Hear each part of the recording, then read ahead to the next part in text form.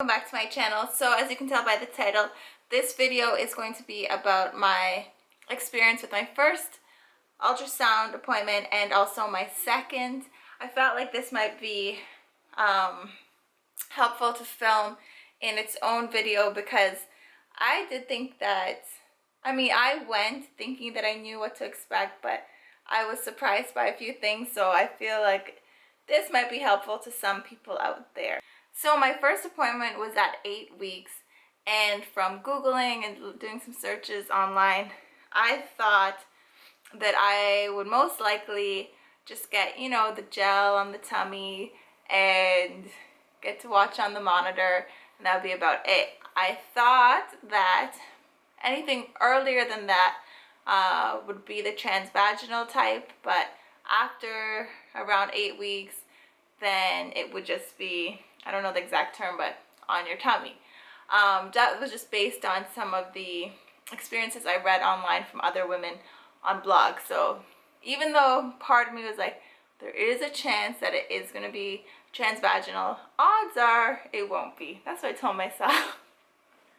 So when I got there, before we even got to that, they had to do, check my blood pressure, my weight, ask me a bunch of health questions, medical questions, family history questions about different diseases that might be genetic, stuff like that, hereditary, all of that type of thing. And then they ask you if you want to do a test to see, to check your, oh gosh, I hope I don't, odds are I'm not going to word this right, but basically they do a blood test to check all of the different chromosome abnormalities that you might have or different traits that you may carry that could possibly affect your child. And then you also want to see if your partner carries the same traits, then there's like a chance that your child may carry that trait, and if it's something to worry about, then you will know in advance, stuff like that. So you pay like some extra amount to do this extra test, and of course we did it because once you hear that, you're like, well, obviously you want to make sure everything's fine. When I heard that, I was like, okay, so I'm going to be doing some blood work as well. Honestly, that didn't even register in my mind. Going to my first ultrasound, I had no idea I was going to be doing blood work. It didn't even cross my mind. So if you didn't know that, now you know. So before we even get to the actual exam, we then go and meet with the doctor, and the first thing that she talked about was Zika. And this is the Zika disease or virus that's going around with the mosquitoes. And obviously, we knew it was an issue in the Caribbean, some parts of Central America, but basically they're talking about other parts of the states having it as well, and just the precautions. So this was the very first thing she even brought up, which surprised me. I wasn't expecting to hear about that at all, but we already knew a lot about it. I had done a lot of research on it as well because, as I mentioned in another video, we were planning to go to Barbados in the summer with my whole family, but we knew there was some Zika presence there a few months back, and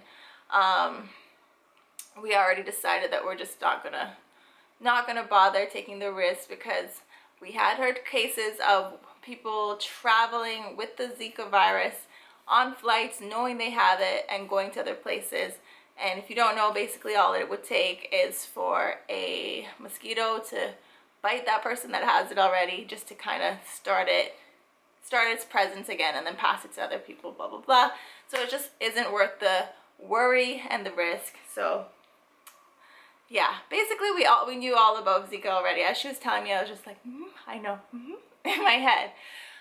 So after we went through all the talking about family history and any health concerns, blah blah blah, that they go through, then I went into the room for the ultrasound with my husband, and basically they tell you to take everything off, and she's like, oh, this is your first pregnancy, right? Because once you have a child, you're not gonna care, you're just gonna be like, whatever, do whatever you want to me, kind of thing. But obviously when it's your first time, you're kind of like, oh god, I gotta do all this. So yeah, you take everything off, you put on one of those robes, and they do pretty much like a full physical exam. Again, I didn't realize they were going to do this. So, what did she do? Just the regular stuff you would do at a physical. They do a bit of like a breast exam. What else? They do a pap smear. Now, I, again, didn't know they were going to be doing this, but let me tell you, ladies, if you've had a pap smear, you already know. By the time you've had the pap smear done, transvaginal ultrasound is a piece of cake. You don't care at that point because you've already had that, you know, that little machine that seems like a medieval trap that they use for the pap test, pap smear. By the time you've already had that, the ultrasound, the transvaginal is going to feel like you don't even care. It's like nothing compared to the pap test. So just so you know, if you're kind of like, oh, I don't want to do it, by the time you've already had your pap test, you're not going to care. And it's actually more comforting than that silver metal thing, clamp thing, right? So again, I was 8 weeks. So then we look up on the screen and you see the baby, which is like a fetus, and it was pretty much like a little blob at that point. I had looked up what it was going to look like online, and I thought it was going to look a little bit more human, but no, it's definitely just a blob. I guess it depends also what their technology is like as well, and I don't know, but it was definitely a blob. But just seeing it, you feel like, even if you know you're pregnant, honestly, the whole time preparing for the ultrasound, so when they're asking me questions and doing the blood work, blah, blah, in my head, I'm like, well, if I'm pregnant, in my head, like, I almost wanted to interrupt and be like, well, if I'm pregnant, even though I knew I was pregnant, until I actually had the visual and saw it, it wasn't quite real yet, because again, I really didn't have much sickness. I felt very normal. So until I actually saw it, it wasn't quite real. And even then, when you see it, you want to hear the heartbeat. And my husband said the same thing. When he heard the heartbeat, then it felt more real. So you hear the heartbeat, and then you're like, oh my gosh, it's real. And it really feels real. Then they'll print out some pictures for you, and the pictures will, they'll do some measurements of the fetus. Looks like, I don't know if you can see. So after that, that's when they did the blood work. So I had some blood work done there, and then they also sent me to a lab somewhere else to do more blood work. So that wasn't fun. I'm not crazy afraid of needles, but I just didn't know you would have to do so much. Honestly, it makes sense, but I really did not know I was gonna have to do so much blood work at my first appointment. So yeah, so they took out in two different times on the same day. So that was pretty much it for the first ultrasound. So that was at 8 weeks. And I was told my second ultrasound would be a lot faster. And obviously at that point I assumed that it would be just your belly, not transvaginal. So I was like, yeah, good. So my second appointment was at 12 weeks and 4 days. So at this point I had all of my results from the testing, the chromosome testing and all that stuff. And it was kind of funny because the doctor was like, so she had us in a room with my husband, myself and my husband. She looks at me and she's like, what's your ethnicity? Because I didn't fill out anything before, but then I realized they wrote down African American and checked it off. And I typically, if I have to sign a box, I never put myself in one box because I am biracial, and I will let it be known that I am more than one box. So it was like no surprise to me that I had a trait that was predominantly Caucasian, because I know what my family looks like. So yeah, she asked me, she's like, so what are your parents? And I explained that both of my parents are mixed, biracial. Both of them have black and white in their family makeup. And she's like, okay, because you carry a trait that is mostly is a Caucasian thing. But my husband is not Caucasian, he's black, if you didn't know that. And so the good thing is, like, he won't carry that trait. Most likely, she said there's a pretty good chance that he wouldn't carry the trait. And the traits that he carries, I didn't carry, so everything was fine for that. So basically what it means is, like, if you both carry whatever the trait is, there's like a 25% chance that your child could then carry whatever it is, whatever disease or whatever it is. So, and this could be like, when I say disease, there's like all sorts of things. Sickle cell, cystic fibrosis, all sorts of things, right? So once we went through that, that was fine.